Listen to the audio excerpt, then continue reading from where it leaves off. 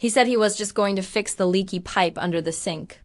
That's what he told me, with a kiss on the cheek and a promise he'd be done in an hour. An hour. It's funny how a single hour can feel like a lifetime, or how it can shatter one. I remember the clatter of his toolbox hitting the kitchen floor. It was a familiar sound, one I'd always associated with safety, with him making our home better. But this time, it felt different. There was a heaviness in the air, a silence that was louder than any noise. He pulled out his biggest wrench, the one he was so proud of, and got to work, or so I thought. I was in the living room, trying to lose myself in a book, but my mind kept drifting back to the kitchen. The sounds were all wrong. Not the usual grunts of effort and the clanging of metal on metal. It was softer, punctuated by muffled whispers and a giggle that definitely wasn't mine. My heart started to pound, a frantic drum against my ribs. I told myself I was being paranoid, that my anxiety was getting the better of me again. He loved me. He would never, would he? I tiptoed to the kitchen doorway, my body trembling. I peered around the corner and the world just stopped. The pipe under the sink was untouched, water still dripping into the bucket we'd placed there. He wasn't fixing anything. He was leaning against the counter, and with him was my best friend. My best friend Sarah. They weren't talking about plumbing. He had his hands on her waist, and she was looking up at him with an expression I had once thought was reserved only for me. Then he leaned in and started whispering in her ear. Her laugh, that tinkling sound I used to love, now felt like shards of glass in my ears. He put his big tool, that shiny wrench, down on the counter with a soft thud. And then he started to trace the line of her jaw with his finger, the same way he used to do to me when he'd tell me he loved me. The scene burned into my memory, a permanent scar on my soul. My husband and my best friend, betraying me in the heart of our home. I couldn't breathe. It felt like all the air had been sucked out of the room, out of my lungs, out of my life. I stumbled back, a silent scream trapped in my throat. I didn't confront them. What was the point? What could they say? I fled. I ran out of the house, not even grabbing my keys or my phone. I just ran with the image of them seared into my brain. The man I had promised my life to, and the woman I had shared all my secrets with. That day he didn't just try to fix a leaky pipe. He broke our home. He shattered my trust. He destroyed the woman I was. The betrayal was so complete, so devastating it felt like a physical blow. People talk about heartbreak, but this was more.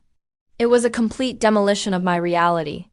Everything I believed in, everything I held dear was a lie. He didn't just use his tools to fix things. He used them as props in his deceit. Recovery has been a long, painful road. The first few weeks were a blur of tears and sleepless nights. Every corner of the house reminded me of him, of them. The kitchen was a no-go zone. The sight of a wrench could send me into a full-blown panic attack. It's a strange kind of trauma, where everyday objects become triggers. I had to learn to live again, to breathe again, to trust again. Starting with myself.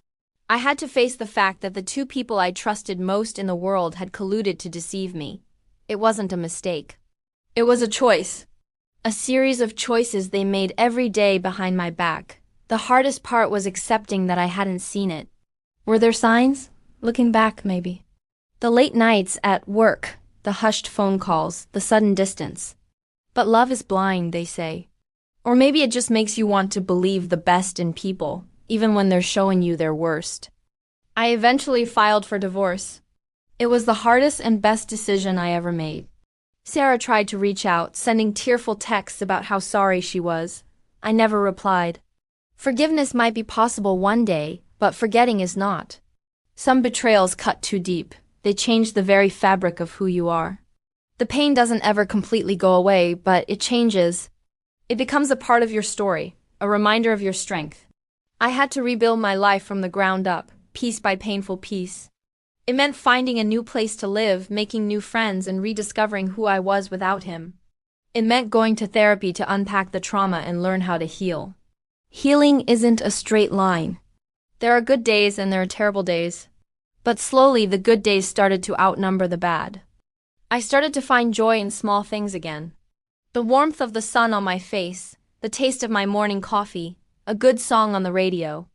I learned that my worth was not tied to someone else's loyalty. I am whole on my own. My happiness is my own responsibility. The betrayal almost broke me, but it didn't. Instead, it forced me to find a strength I never knew I had. This story isn't just about the pain of infidelity. It's about resilience. It's about the power of the human spirit to endure the unthinkable and come out on the other side.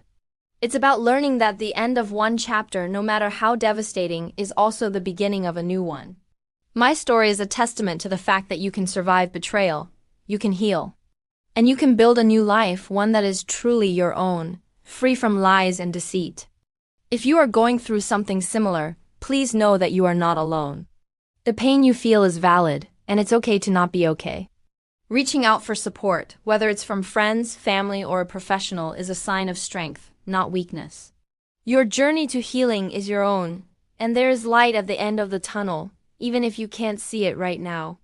Thank you for listening to my story.